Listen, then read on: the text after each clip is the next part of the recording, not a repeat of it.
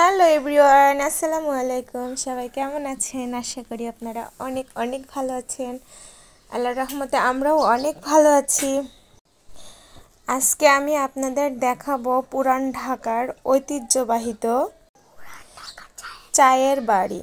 এখানকার ঠিকানা আমি আপনাদের দিচ্ছি। এখানকার ঠিকানা আমি আপনাদের বলে দিচ্ছি। এখানকার ঠিকানা হচ্ছে টিপু সুলতান রোড, ওয়ারী, ঢাকা। এই চায়ের বাড়ি দোকানে যদি আপনি একটু চা খেতে আসেন, এখানে খাঁটি গরুর দুধ দিয়ে বিভিন্ন ধরনের মশলা দিয়ে চা তৈরি করে। আর এখানে যদি আপনি চা খেতে আসেন, আপনাকে একটা লম্বা লাইনে দাঁড়ায়ে 20 মিনিট ওয়েট করে তারপরে আপনাকে এক কাপ চা খেতে হবে। আমরা এখানে এক কাপ চায়ের জন্য প্রায় 10 থেকে 15 মিনিট ওয়েট করে আছি, কিন্তু যখন 10-15 মিনিট ওয়েট করার পরে চাটা হাতে পেলাম, যাই হোক, গরম গরম শীতের ভিতরে চা অনেকটাই মজা লাগছে। এখানকার চাটা অনেক সুস্বাদু। এসে আপনারাও ট্রাই করতে পারেন। আসলে বাবুরা ছিল এখানে, বাবুদেরকে দেখানো হয় না কারণ হচ্ছে চাটা দেখতে বা চায়ের ডেকোরেশন দেখতে এতটাই সুন্দর লাগছে যে আমি বারবার চায়ের ভিতরের যে মশলাগুলা দিচ্ছিল বারবার ওগুলাই ভিডিও করতেছিলাম, যে কিভাবে ওরা এত সুন্দর করে চা বানায়। দেখেন এখানে বিভিন্ন ধরনের মশলা দেওয়া আছে। আপনারা দেখেন এখানে লেবু আছে, মালটা আছে, বিভিন্ন রকমের মশলা আছে। আমি খালি মশলাগুলো দেখতেছিলাম আর মশলা গুনতেছিলাম যে এখানে কয় প্রকারের মশলা আছে। দেখেন এখানে দুধের কেমন সর বসে গেছে, দুধটা জাল দিতে দিতে অনেক সর বসে গেছে। আর ওরা একসঙ্গে অনেকগুলি চা হচ্ছে রেডি করে। দেখেন তারপরেও সিরিয়াল ধরতে হয়। আঙ্কেলকে বলতেছি যে আঙ্কেল হচ্ছে তাড়াতাড়ি হচ্ছে চা দেন আমাদের, না হলে কিন্তু চলে যাব। বলছেন না, একটু ওয়েট করেন, দাঁড়ান। আর এদিকে আমরা হচ্ছে দেখতেছিলাম যে সবাই কত সুন্দর করে ভিডিও করতেছে। দেখেন আসলে এখানে না আসলে এখানকার ফিলিংসটাই বোঝা যাবে না। আমাদের এক বড় ভাইয়া দেখেন, সে চায়ের জন্য কেমন করে দাঁড়ায় আছে। ভাইয়াটা চায়ের সিরিয়ালে অনেকক্ষণ দাঁড়ায় আছে এবং আমাদের জন্য চা নেওয়ার জন্য দাঁড়ায় আছে।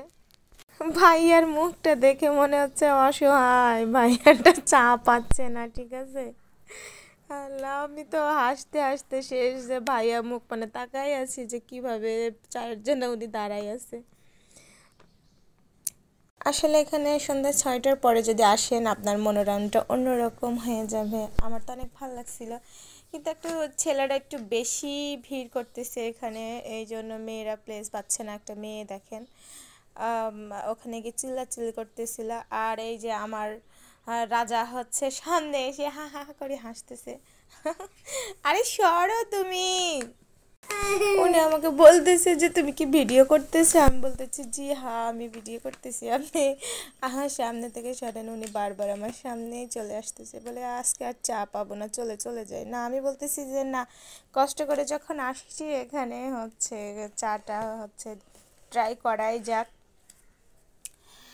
দেখেন এখানে হচ্ছে দোকানের নামটাও অনেক সুন্দর, চায়ের বাড়ি। যেমন চায়ের বাড়ি, নামটাও চায়ের বাড়ি, চা খেতেও অনেক সুস্বাদু, কিন্তু একটু ওয়েট করতে হয়। আপনার হচ্ছে ওয়েট করাটাই অনেক কষ্ট। সবাই দেখেন চায়ের জন্য বসে আছে, মনটা খারাপ। আসলে আমাদের চাটা এখনো হাতে পায় নাই। আমার এবার আর ভালো লাগছে না চায়ের জন্য ওয়েট করতে। আমার বাবুরাও অনেক বিরক্ত হয়ে গেছে, আর ভালো লাগতেছে না চায়ের জন্য ওয়েট করতে করতে করতে করতে। চলো চলো, আমি বলতেছিলাম যে চলো আমরা চলে যাই, আর ভালো লাগতেছে না। ওখানে ও বলতেছে দাঁড়াও আর একটু ওয়েট করো।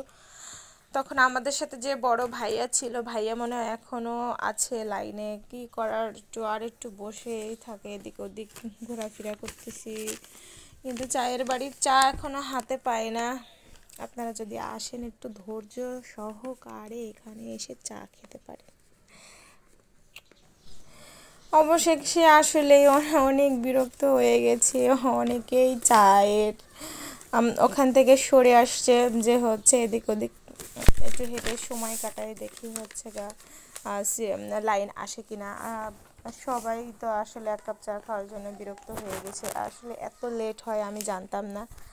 যদি জানতাম তাহলে হয়তো বা এতক্ষণ ওয়েট করতাম না। এখানে অনেকক্ষণই ওয়েট করা লাগে। আমি এদিকে চলে এসেছি, আসার পরে